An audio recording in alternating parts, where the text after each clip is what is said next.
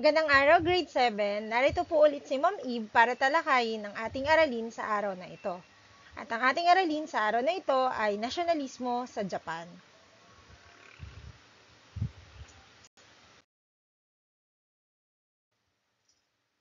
Kung maaalala po natin, nagbukas ang Japan sa pakikipagkalakalan sa ibang bansa sa kanluran, kabilang ang England, France, Germany at Russia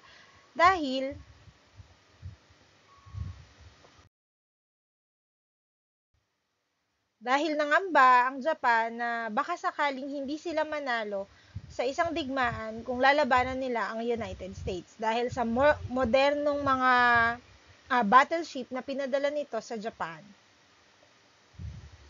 Ito ay nagbunga ng mga masidhing pagmamahal nila sa kanilang bayan.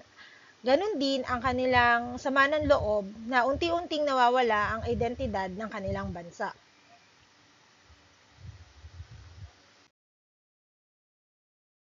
Dumating ang Meiji era or ang tinatawag na Enlightened Rule.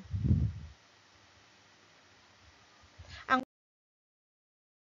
Meiji era or Enlightened Rule ay pinamunuan ni Emperador Mutsuhito sa edad na 15 taong gulang.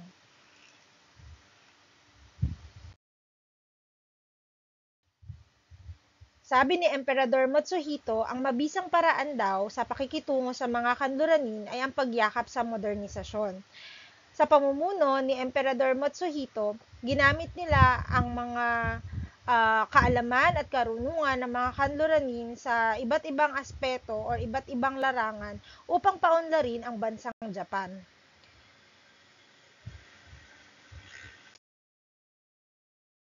Pinalipat din ni Emperador Mutsuhito ang kabisera ng Japan sa Edo. Ang Edo ay ang kasalukuyang Tokyo na matatagpuan sa Japan.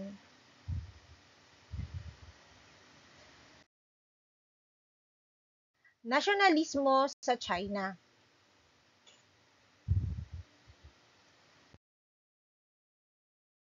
Kung babalikan po natin nung nasakop ang China, ito ay nagsimula nang matalo ang China sa digmaang Opyo. Nagresulta ito ng Sphere of Influence.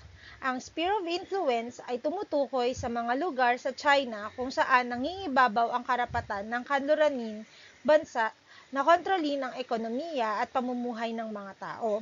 So, matatandaan po natin na hindi po kabuuan ng China ang sinakop ng kanluranin. Pumili lamang sila ng mga bayan o lugar na meron silang pagkakakitaan. Halimbawa, ang England ay pinili ang isang probinsya, ang France ay pinili naman yung ibang probinsya, ang Portugal ay iba rin naman, at yung Russia ay iba din. So, hindi po siya buo. Doon sa mga lugar po na napili nila, yun yung tinatawag na sphere of influence. Mga lugar kung saan kanluranin yung namumuno sa China.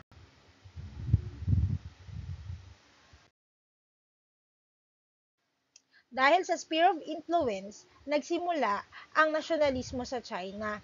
Lalong umigting ang pagmamahal ng mga Chino sa kanilang bayan at ito ay nagdulot ng mga rebelyon.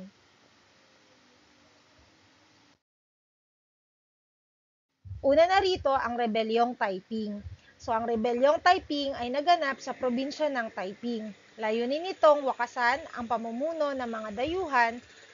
Nagsulong din ng pagkakapantay-pantay. Pinangalan ito sa probinsya ng Taiping.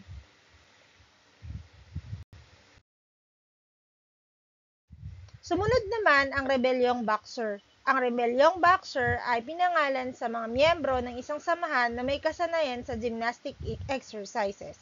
Kabilang dito yung mga gymnast, yung mga nagwushu, kung fu, at yung mga boxer mismo. Layunin nitong patalsikin ang lahat ng mga dayuhan sa bansa. Masasabi po natin na sa nasyonalismo ng Japan at nasyonalismo ng China ay magkaiba ang kanilang naging pagpapakita. Ang nasyonalismo ng Japan ay pinakita ito sa pagpapaunlad na kanilang bansa sa paggamit ng karunungan at kaalaman sa modernisasyon. Samantalang ang China naman ay pinakita ito sa pagkakaroon ng rebelyon laban sa mga kanluranin.